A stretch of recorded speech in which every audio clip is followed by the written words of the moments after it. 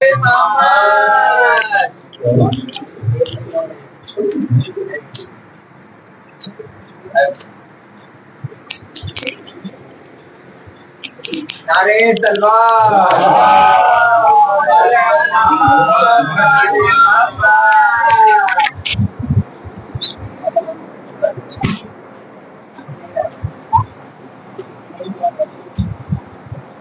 فاتحہ.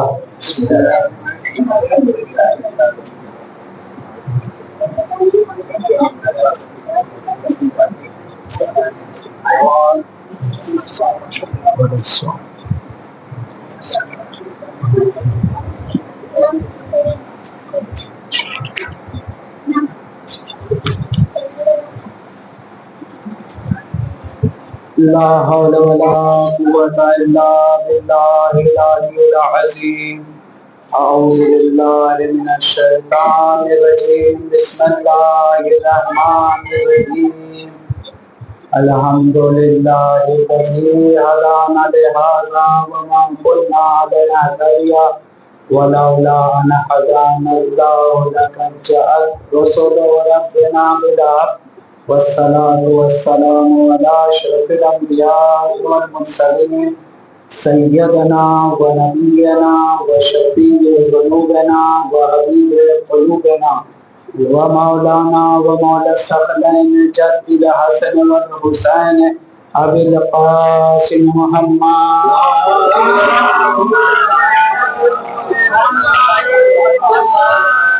وعلى آل بيته الطاهرين المعصومين المظلومين ولعنة الله على أعداء المجرمين. أما بعد فقد قال الله تعالى في كتابه الكريم وأصدق الصادقين وقوله الحق. بسم الله الرحمن الرحيم. ولو أن القرآن سيروا في الجبال أو قطعت به الأرض أو كلم به الموتى بل لله أمرا جميعا. صلوات اللہ.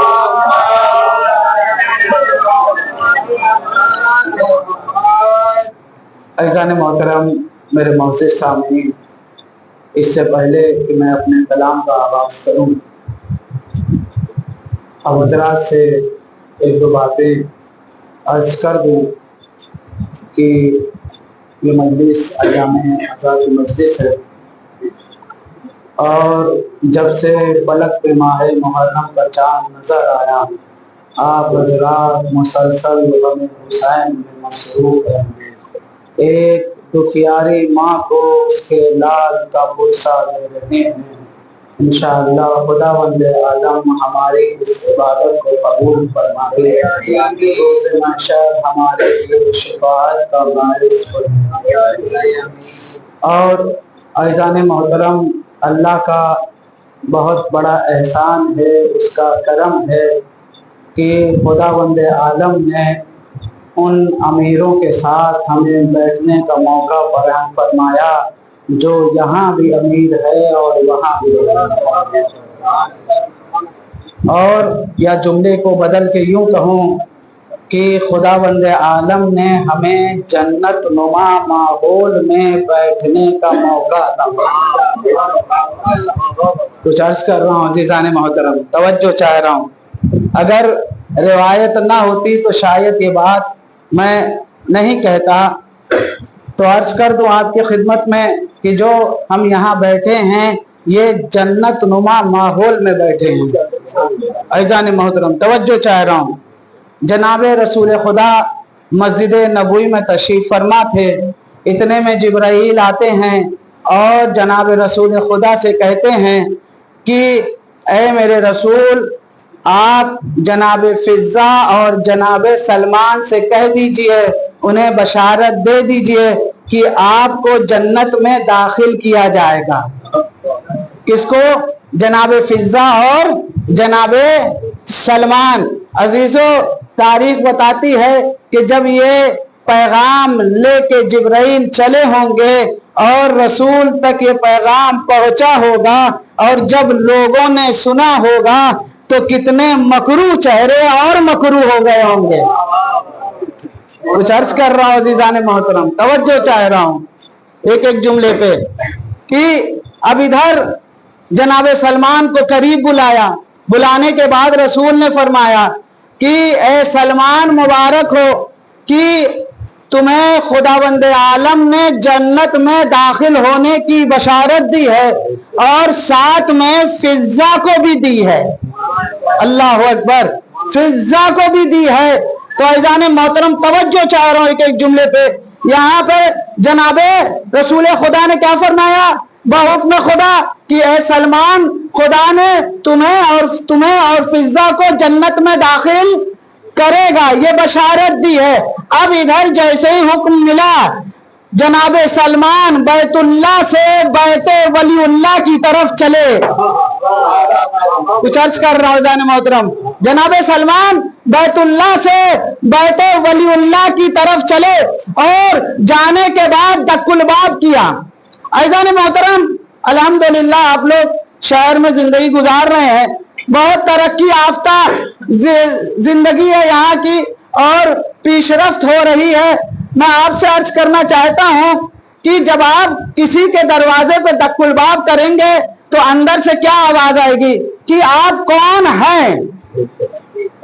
توجہ چاہ رہا ہوں, آپ کون ہیں. لیکن عزیزان محترم آج ترقی یافتہ زمانہ ہے کہ آج دروازے پہ جو ہے وہ کیمرہ لگ جاتا ہے اور اندر اسکرین لگ جاتی ہے, اندر سے ہی انسان اپنے سارے کاموں کو انجام دے لیتا ہے, باہر آنے کی ضرورت نہیں پڑتی. ہمارے ایران میں اسے آئی فون کہا جاتا ہے. ادھر بجانے و ادھر آنے والے نے ڈور بیل بجائی, اندر سے ریسیور جیسی اٹھایا, سامنے اسکرین میں جو باہر کھڑا اس کی تصویر نظر آ گئی. تو اب یہاں انسان یہ پوچھے گا کام کیا ہے, کیوں آئے ہو. توجہ چاہ رہا جانے محترم, لیکن کیا اس زمانے میں تھا. اب ادھر جیسے جناب سلمان پہنچے دق الباب کیا در زہرا پہ, اندر سے جناب فضا نے آواز دیا کہ کیا کام ہے سلمان. یہ نہیں کہا کہ کون ہو. اللہ اکبر. عزیزوں یہ معرفت ہے جناب فضا کی, یہ عظمت ہے, یہ بلندی ہے. عزیزوں جناب فضا کی عظمت کے لیے یہی کافی ہے کہ اس گھر میں رہنے والی جناب فضا 40 سال تک مسلسل قرآن کے علاوہ کچھ کہا ہی نہیں ہے. اللہ اکبر. توجہ چاہ رہا ہوں. اب جناب سلمان نے کہا کہ اے فضا مبارک ہو, کیا ہوا. کہا رسول نے ہمیں بشارت دی ہے کہ ہم دونوں کو جنت میں داخل کرے گا خدا. تو جناب فضا نے جناب سلمان سے کہا کہ اے سلمان تمہیں مبارک ہو, میں تو جنت میں رہتی ہی ہوں. اللہ اکبر. میں تو جنت میں رہتی ہی ہوں. عزیزوں دیکھیے جناب فضا کی عظمت میں نے بتایا. جناب فضا کوئی ایسے ہی بات نہیں کہہ دیں گی, ہاں معاذ اللہ جھوٹ تو نہیں بولیں گی کہ میں جنت میں رہ رہی ہوں. ارے جسے نبی نے اپنی بہن کہا ہو, نبی نے اپنی بیٹی کہا ہو, علی نے اپنی بہن کہا ہو, فاطمہ نے اپنی بہن کہا ہو, حسنین نے اپنی ماں کہا ہو.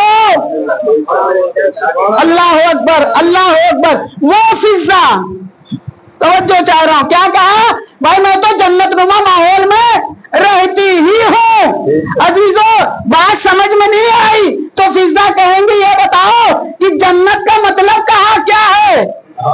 جنت کا مطلب کیا ہے کہ بھائی جہاں رسول ہو, جہاں علی ہو, جہاں فاطمہ ہو, جہاں حسن ہو, جہاں حسین ہو, وہ جنت ہے. اب اس گھر میں نبی بھی ہے, علی بھی ہے, فاطمہ بھی ہے, حسن بھی ہے, حسین بھی ہے. تو بتاؤ یہ گھر جنت ہوگا کہ نہیں. تو اذان محترم اب جو مجلس کرتا ہے اب وہ اس بات کو یاد کر لے جناب فضا کی اب اس کی ذمہ داری ہے. اب جو فرش عزا بچھاتا ہے تو اب جو فرش عزا بچھاتا ہے تو اس فرش عزا پہ نبی بھی آتے ہیں, علی بھی آتے ہیں, فاطمہ زہرا بھی آتی ہیں, حسن بھی آتے ہیں,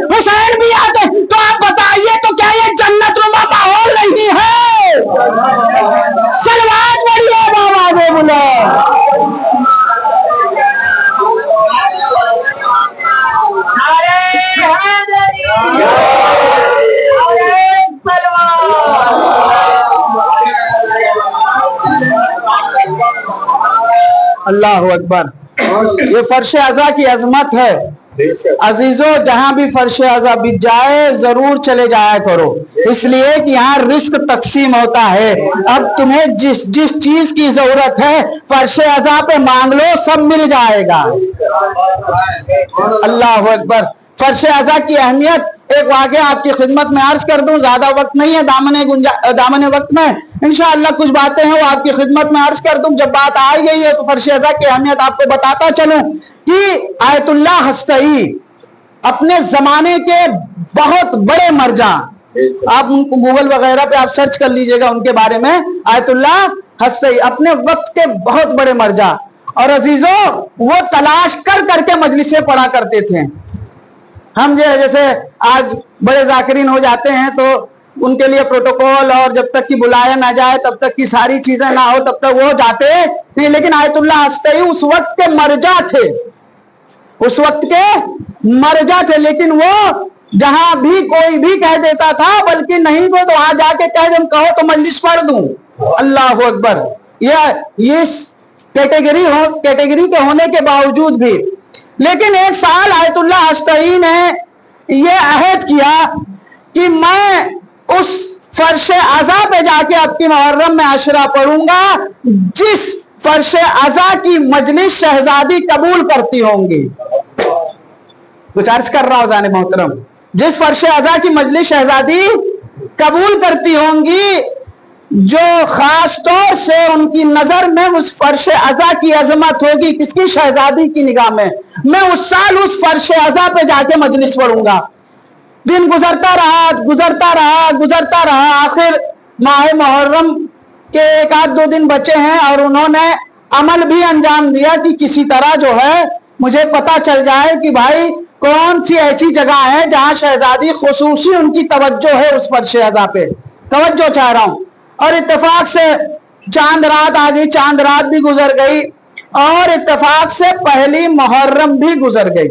اب پہلی محرم کو یہ جب بستر پہ سوئے, خواب میں کیا دیکھا کہ حضرت فاطمہ الزہرا سلام اللہ علیہا خواب میں تشریف لائی ہیں اور کہتی ہیں کیا بات ہے کہ اب کی سال تم مجلس نہیں پڑھ رہے ہو.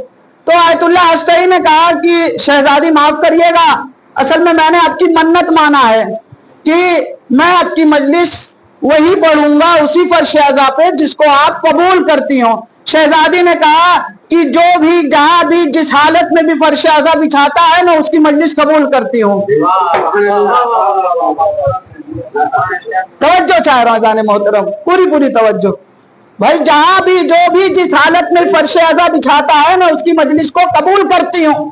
کبھی آیت اللہ ہستی نے کہا نہیں, کوئی ایک اشرا بتا دیجئے آپ جسے آپ کو یعنی جس پہ آپ کی توجہ آپ کی بہت کوشش کرنے کے بعد شہزادی نے بار بار یہی کہا کہ ہاں دیکھو ایسا کہ میں ہر مجلس قبول کرتی ہوں, ایسا نہیں کہ میں مجلس نہیں, جو بھی بچھائے گا فرش ازا خلوص میں اس کی مجلس قبول کر لیتی. تو آیت اللہ نے کوئی ایک فرش ازا کہا ٹھیک ہے, جب تم اتنی اصرار کر رہے ہو تو چلے جاؤ فلاں جگہ, تہران میں ایک جگہ ہے, ایک ضعیفہ ہے جو فرش ازا بچھاتی ہے. اللہ اکبر. میری نظر اس پہ خاص عنایت اس فرش ازا پہ ہے. توجہ چاہ رہا ہوں جانے محترم, اسے میری توجہ حاصل ہے اس فرش ازا کو. اب ادھر آیت اللہ ہستئی تلاش کرتے ہوئے چلے, اور عزیزوں پہلے جو ہے کنواں وغیرہ نہیں رہتا تھا, نہ یہ ٹنکی وغیرہ, نل وغیرہ یا واٹر سپلائی وغیرہ اس زمانے میں نہیں رہتی تھی. وہاں ایران میں چھوٹی نہریں یعنی کا انتظام تھا کہ وہیں لوگ اپنا جا کے برتن وغیرہ یا جو بھی پھل وغیرہ دھونا رہتا تھا وہ دھو لیا کرتے تھے. اب وہ محترمہ جو تھی ضعیفہ تھی, وہ نہر کے قریب پھل کو دھل رہی تھی. اتنے میں آیت اللہ ہستئی پہنچے, کہا بی بی یہ بتائیے کہ فلاں خاتون کون ہے, فلاں جگہ رہتی ہیں. کہا کہ بھائی جس کو تم تلاش کر رہے ہو وہ میں ہی ہوں, جس کو تم تلاش کر رہے ہو وہ میں ہی ہوں. کہا کہ میں آپ کے وہاں مجلس پڑھنا چاہتا ہوں. اب جیسے ہی کہا کہ میں مجلس پڑھنا چاہتا ہوں وہ خوش ہو جاتی ہے. بھائی ایک عالم دین میرے گھر آیا مجلس پڑھنے کے لیے، خوش ہو گئی، تو اس نے پوچھا کہ کیا بات ہے، تم بہت زیادہ خوش نظر آ رہی ہو۔ اللہ اکبر، اللہ اکبر، تم بہت زیادہ خوش۔ دیکھیں فرش ازا کی اہمیت بتا رہا ہوں عزیزان محترم، توجہ چاہ رہا ہوں کہ فرش ازا کی کیا اہمیت ہے، توجہ چاہ رہا ہوں۔ اب کہا بھائی تم بہت زیادہ خوش نظر آ رہی ہو۔ کہا مسئلہ یہ ہے کہ ہمارے ہاں کل ایک ذاکر آئے تھے پہلی محرم کو، انہوں نے جب مجلس پڑھا تو مشکل سے 2-4 لوگ تھے، تو عالم جمعہ تھے ذاکر، انہوں نے کہا ایسا کہ یہ میری پہلی اور آخری مجلس ہے، اب میں چل رہا ہوں۔ کیوں؟ اس لیے کہ مجمع آتا ہی نہیں۔ معذرت کے ساتھ آج بھی کچھ ماحول ایسا ہی ہے، توجہ چاہ رہا ہوں کہ مجمع دیکھ کے، لیکن ایسا نہیں۔ دیکھیے عزیزاں، جہاں فرش ازا بچتی ہے کوئی آئے نہ آئے شہزادی ضرور آ جاتی ہے، اہل بیت ضرور آ جاتے ہیں، توجہ چاہ رہا ہوں۔ تو وہ چلے گا، کہا کہ اب ہم نہیں پڑھیں گے، کسی اور کو بلا لینا۔ کہا ٹھیک، مسئلہ نہیں۔ تو چلے گئے، تو آپ آ گئے تو خوشی ہوئی کہ میرے گھر ذکر حسین کا ناغہ نہیں ہوگا۔ شام کا وہ معظمہ آیت اللہ ہستئی کو اپنے گھر لے جاتی ہے، اور گھر ان کا بہت چھوٹا سا گھر پرانے زمانے کا، اور اس پہ جو علم کا فریرہ جو لگا ہوا تھا، جو ہمارے وہاں لگتا ہے، بالکل جیسے لگتا ہے کئی سال پرانا، رنگ اڑ چکا تھا، کالا پن جو اس کا تھا وہ قریب ختم ہونے کے برابر تھا۔ اب آیت اللہ ہستئی گئے، وقت گزرتا رہا، مجلس کا وقت ہوا، اور عزیزان محترم تاریخ بتاتی ہے، آیت اللہ ہستئی فرماتے ہیں کہ جب میں منبر پہ بیٹھا ہوں مجلس پڑھنے کے لیے، مشکل سے 2 سے 3 لوگ تھے، 2 سے 3 لوگ تھے، اور مجلس میں نے تمام کی، اس میں اضافہ نہیں ہوا۔ اور اسی طرح وہ معظمہ جو بھی آتا تھا اسے چائے پلاتی تھی اور انہیں رخصت کر دیتی تھی بطور تبرک۔ اچھا، دن گزرتے رہے، 10 محرم آ گئی۔ 10 محرم تک مشکل سے 1-2 لوگ بڑھے تھے، اس سے زیادہ اضافہ نہیں ہوا تھا۔ جب 10 محرم کی مجلس پڑھ چکے تو وہ فوراً منبر سے اترے اور جانے لگے۔ اب معظمہ دوڑ کے اندر سے باہر آئی، کہا کہاں جا رہے ہیں حضور والا؟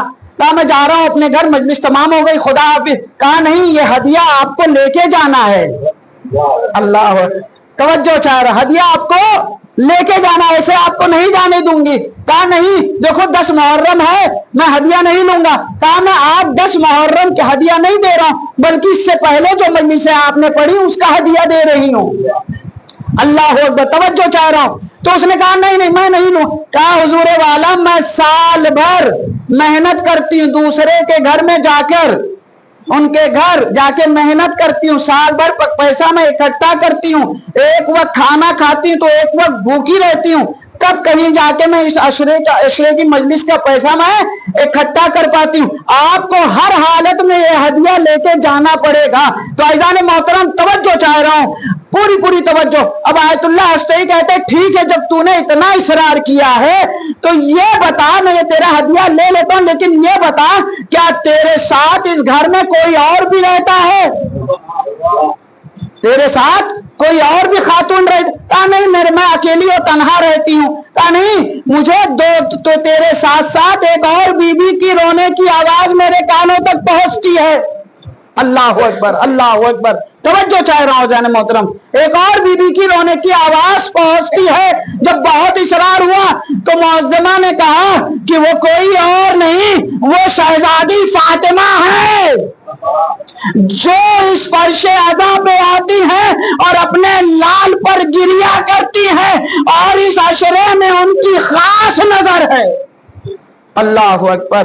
تو عزیزو، جو بھی خلوص کے ساتھ فرش ازا بچھائے گا، کوئی آئے نہ آئے شہزادی ضرور آئیں گی۔ ایک صلوات پڑھیے بابا سے دیا۔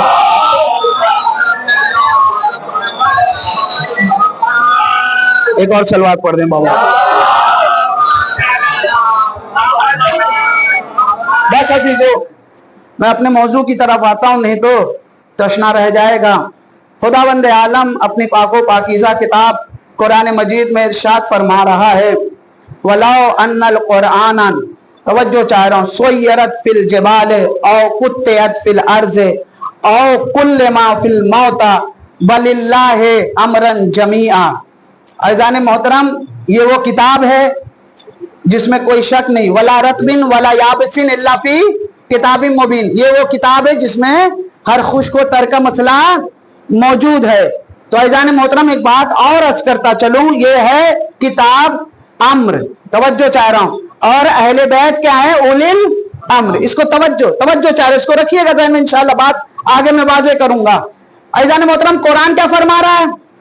وَلَوْ أَنَّ الْقُرْآنَ سُيِّرَتْ فِي الْجِبَالِ، اگر یہ قرآن پہاڑ پر نازل ہو جاتا تو پہاڑ چلنے لگتا۔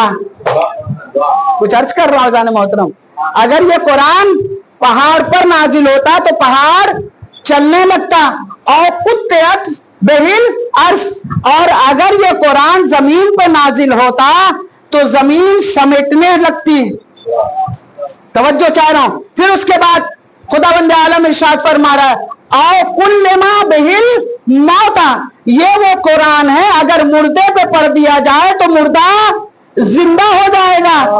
اللہ اکبر۔ فی وللہ امرن جمیعا، کہ جتنے بھی امر ہیں وہ اس قرآن مجید میں موجود ہیں۔ تو عزیزان محترم جتنے بھی امر اس قرآن مجید میں، جتنے بھی امر ہیں اس کو قرآن حل کر سکتا ہے۔ اگر انسان کے پاس رزق نہیں ہے تو رزق کے مسئلے کو حل کر سکتا ہے۔ توجہ چاہ رہا ہوں، زندگی کے مسئلے کو حل کر سکتا ہے۔ عزیزوں یہ قرآن ہے، قرآن مشکل کشا ہے۔ توجہ چاہ رہا ہوں، یہ قرآن مشکل کشا ہے۔ قرآن دیکھیے دعویٰ کرتا ہے، منواتا نہیں۔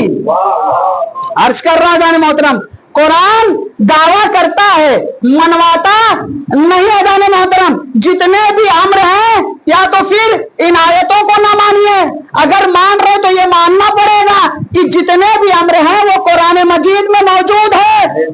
اللہ اکبر۔ یہ کتابیں امر ہے، لوگوں کو ہدایت دیتی ہے، لوگوں کو زندگی دیتی ہے، لوگوں کی مشکلیں حل کرتی ہے۔ جب یہ قرآن حل کر سکتی ہے تو علی اور اولاد علی کیوں نہیں؟ ایک صلوات پڑھیے بآواز بلند۔ جب یہ قرآن حل کر سکتی ہے تو علی اور اولاد علی کیوں نہیں ہے؟ جانے محترم توجہ چاہ رہا ہوں، قرآن کیا ہے کہ اگر پہاڑ پہ نازل ہو جائے تو پہاڑ چلنے لگتا ہے۔ دیکھیں میں نے عرض کیا آپ کی خدمت میں، قرآن دعویٰ کرتا ہے، منواتا نہیں۔ قرآن دعویٰ کرتا ہے، منواتا نہیں۔ قرآن اگر پہاڑ پہ نازل ہو جائے تو پہاڑ چلنے لگتا ہے، زمین پہ نازل ہو جائے تو زمین سمیٹنے لگتی ہے، اور اگر مردے پر پڑھ دیا جائے تو عزیزان محترم اب یہ بتائیے کہ ہمارے وہاں زندے پہ قرآن پڑھا جاتا ہے کہ مردے پر؟ معاف کریے گا عزیزان بھائی، سورہ یاسین پڑھ دو جلدی سے روح نکل جائے گی، معاف کریے گا، توجہ چاہ رہا۔ لیکن قرآن زندگی عطا کرتا ہے، موت نہیں۔ یہ تو ہمارا عقیدہ ہے، اگر مردہ سمجھیں گے تو مردہ ہو جائے گا، زندہ سمجھیں گے تو زندہ ہو جائے۔ ایک سلوات پڑھیے بآواز بلند۔ توجہ چاہ رہا ہوں، تو قرآن اگر پہاڑ پہ نازل ہو جائے تو پہاڑ چلنے لگتا ہے، اگر زمین پہ نازل ہو جائے تو زمین سمٹنے لگتی ہے۔ توجہ چاہ رہا ہوں، مردے پہ پڑھا جائے تو مردہ زندہ ہو جاتا ہے۔ تو قرآن ہے دعویٰ، منواتا نہیں۔ تو کہاں دیکھے منوا رہا، کون منوا رہا ہے؟ تو کہیں دور نہیں، موبائلوں میں آئیے، موبائلوں میں آئیے۔ جب نصارہ نجران نے رسول کی بات کو نہیں مانا تو یہ کہا کہ ٹھیک ہے تم اپنے گھر والوں کو لاؤ، ہم اپنے گھر والوں کو لاتے ہیں۔ توجہ چاہے آزان محترم، پہاڑ پہ نازل ہو جائے تو پہاڑ چلنے لگتا ہے۔ نصارہ نجران نے کیا کہا اپنے لوگوں سے کہ ہم ایسے چہروں کو دیکھ رہے ہیں، اگر ارادہ کرے تو پہاڑ چلنے لگے۔ صلوات پڑھیے بآواز بلند۔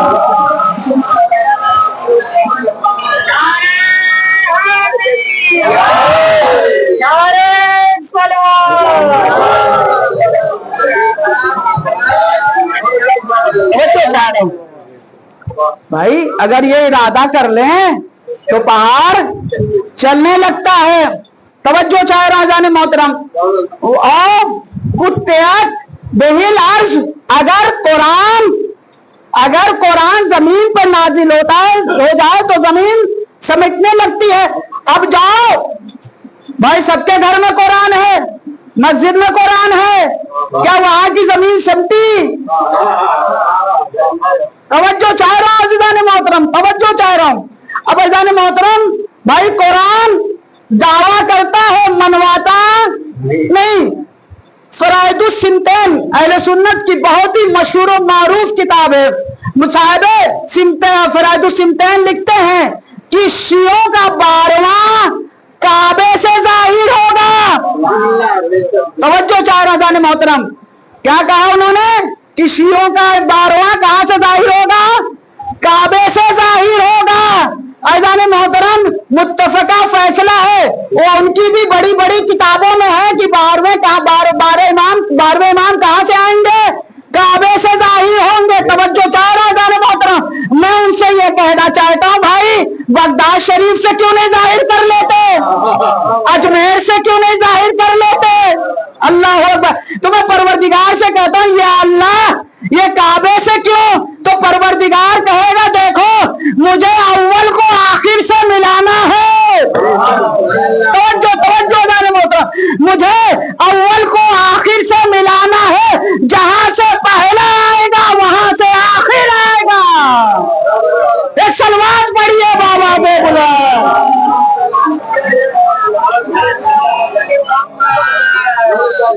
جہاں سے پہلا آئے گا وہاں سے آخر آئے گا. تو ایزان محترم جب کیسے پتا چلے گا کہ امام آ گئے ہیں، ظہور ہو گیا ہے؟ توجہ چاہ رہا ہوں جانو، کیسے پتا چلے گا؟ تو پھر صاحب فرائض السنتین کہتے ہیں کہ زمین جو ہے وہ نور کی طرح چمکنے لگے گی، ظلم کا خاتمہ ہو جائے گا، اس کا سایہ نہیں ہوگا. توجہ چاہ رہا، پتا چلا بھائی کیا کہا کہ اس کا سایہ نہیں ہوگا. اب جو بھی رسول کا حقیقی وارث ہوگا اس کا سایہ نہیں ہوگا، اور چاہے لوگ کتنا بھی اپنے کو رسول کا ولی بنتے رہے.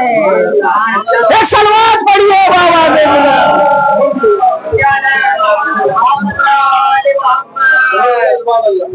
پھر فرائض السنتین میں لکھتے ہیں کہ جب 12واں آئے گا تو امام زمین کے پاس نہیں جائیں گے، بلکہ زمین سمٹ کر امام کے پاس آئے گی. اللہ اکبر. توجہ چاہ رہا ہوں، زمین امام کے پاس سمٹ کر آئے گی. توجہ چاہ رہا جانے محترم، یہی سبب ہے جو خیبر میں کیا اعتراض تھا مسلمانوں کو کہ بھائی یہاں رسول اللہ نے ناد علی ختم نہیں کیا، مولا علی آ گئے. اللہ اکبر. توجہ چاہ رہا ہوں، کیا یہی تو اعتراض ہے کہ یہاں پر رسول نے ناد علی ختم نہ کی اور مولا تشریف لا گئے، آ گئے. توجہ چاہ رہا جانے محترم، تو میں قرآن کی آیت ان کے سامنے عرض کرنا چاہتا ہوں. اور قطعت بہل عرض، زمین سمٹنے لگتی ہے تو قرآن نے دعویٰ کیا تھا، علی نے دلیل دی تھی. ایک سلوات پڑھیے بابا دے بلا. بس عزیزوں، دامن وقت میں گنجائش نہیں ہے. ایک بات جب امام کی بات آ گئی ہے، یہاں سے ساری بات کاٹتے ہوئے ایک گوشہ اور آپ کی خدمت میں عرض کر دوں. عزیزوں، جب امام آئیں گے، ظہور فرمائیں گے، تو وہ اپنی مدد کے لیے ہم سب کو بلائیں گے اور انشاءاللہ ہم سب امام کی بارگاہ میں پہنچیں گے. یقین ہے؟ بالکل یقین ہے. لیکن عزیزان محترم، جب امام ظہور کریں گے تو 3 گروہ ہوگا. بس یہ آخری بات ربط مصاحب عزیزوں، بس کو سن لیجئے، اور یہ میسج اس مجلس کا بس ختم و دعا انشاءاللہ حق میں دعا کر دیجئے گا اگر میں میسج پہنچا لے گیا تو. ایک سلوات پڑھیے بابا. توجہ چاہ رہا ہوں، جب امام ظہور فرمائیں گے تو 3 گروہ ہوگا. کتنے گروہ ہوں گے؟ तीन गुरु होंगे। जब इमाम अपनी नुसरत के लिए बुलाएंगे, जब इमाम ज़हूर करेंगे, आओ मेरी मदद के लिए, तो सबके कानों तक इमाम के बुलाने की आवाज जाएगी। चाहे वो अफ्रीका में रहता हो, चाहे वो अमेरिका में रहता हो, चाहे वो लंदन में रहता हो, चाहे वो हिंदुस्तान में रहता हो, दुनिया के किसी भी हिस्से पे वो रहता हो। यहाँ तक की रिवायत में है, वो बच्चा जो माँ के पेट में है, उसके कानों तक इमाम के बुलाने की आवाज जाएगी। तवज्जो चाह रहा हूं जाने मोहतरम। अब जब इमाम बुलाएंगे, आओ मेरी नुसरत के लिए, आओ मेरी मदद के लिए, तवज्जो चाह रहा हूं, मेरे बुजुर्ग हैं, ये बात मैं अपने भाइयों के लिए पढ़ा हूं, बुजुर्ग मुझसे ज्यादा जानते हैं अजान मोहतरम। तो तीन गुरु होंगे, इमाम कहेंगे आओ मेरी नुसरत के लिए, आओ मेरी मदद के लिए, तो उसमें जो पहला गुरु रहेगा वो क्या करेगा, वो देखेगा अगल बगल। अगर जाकिर भाई चल रहे हैं तो मैं भी चलूं, तवज्जो चाह रहा हूं, पूरी तवज्जो, कि भाई मैं जब इमाम की बुलाने की आवाज मेरे कानों तक आएगी और जाकिर भाई तक, तो अजान मोहतरम मैं जाकिर भाई को देखूंगा, जाकिर भाई जा रहे हैं कि नहीं जा रहे हैं। अगर जाकिर भाई जा रहे हैं इमाम की नुसरत के लिए तो मैं भी चले चलूं। आए हाय आए। बस आखिरी बात अजीजों सुन लीजिए, इंशाल्लाह दुआ से नवाज दीजिए, बात पहुंचा लिए गया। पहला गुरु कौन सा, जब इमाम मदद के लिए बुलाएंगे वो दाएं बाएं आगे पीछे देखेगा, फला साहब जा रहे हैं तो उनके साथ मैं भी चलूं, जाकिर भाई जा रहे हैं तो चलो मैं भी इनका दामन पकड़ के मौला की नुसरत के लिए पहुंच जाऊं। अब अजान मोहतरम, अब इमाम ने फिर बुलाया, आओ मेरी मदद के लिए, आओ मेरी नुसरत के लिए, तो दूसरा गुरु कौन होगा, अल्लाह अकबर, दूसरा गुरु कौन होगा, वो होगा जो कहेगा कि इमाम मुझे बस 10 मिनट का वक्त दीजिए, मैं अपने काम को मुकम्मल करके आ रहा हूं। कुछ कह रहा हूं अजान मोहतरम, मेरा काम पीछे रह गया है। हाँ जाकिर भाई, बच्चे का दूध पहुंचा दूं घर पे, मौला आ रहा हूं, कुछ अर्ज कर रहा हूं अजान मोहतरम, तवज्जो चाह रहा हूं, पूरी तवज्जो। अरे मेरा मोबाइल रिचार्ज नहीं, उसको रिचार्ज करवा लो, मेरा कोई काम रुक गया, उसको करके मौला पास आ रहा हूं आपकी मदद के लिए। तो कितने गुरु हुए अभी, 2। पहला गुरु कौन सा, जो दाएं बाएं देखेगा, आगे पीछे देखेगा कि फला साहब जा रहे हैं तो मैं भी चले चलूं। दूसरा गुरु कौन होगा, वो कहेगा मौला 10 मिनट दीजिए, 10 मिनट दीजिए, अभी आपकी नुसरत के लिए पहुंच रहा हूं।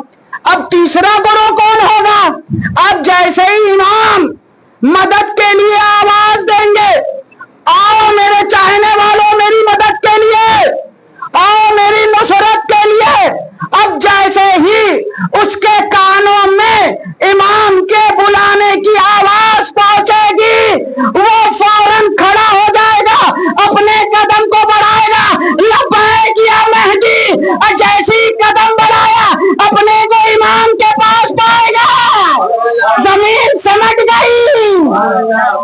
अल्लाह अकबर। वो इमाम को वो शख्स अपने को कहां पाएगा, इमाम के पास पाएगा।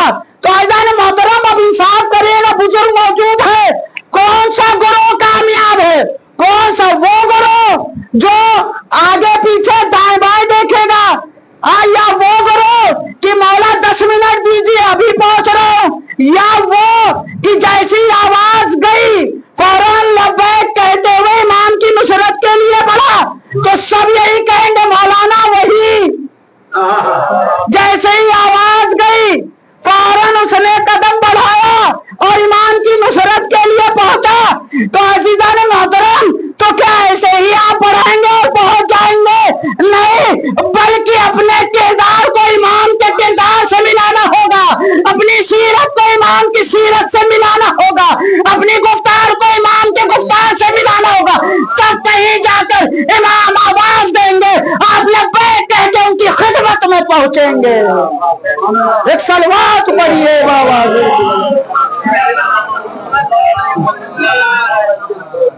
एक और सलवात पढ़े बाबा।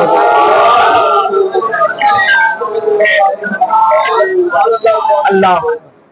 तो अजीजों, सिर्फ फर्श अज़ा बिछा लेना, صرف رات بھر جاگ کے شبیداری کر لینا, صرف نوحہ خوانی کر لینا,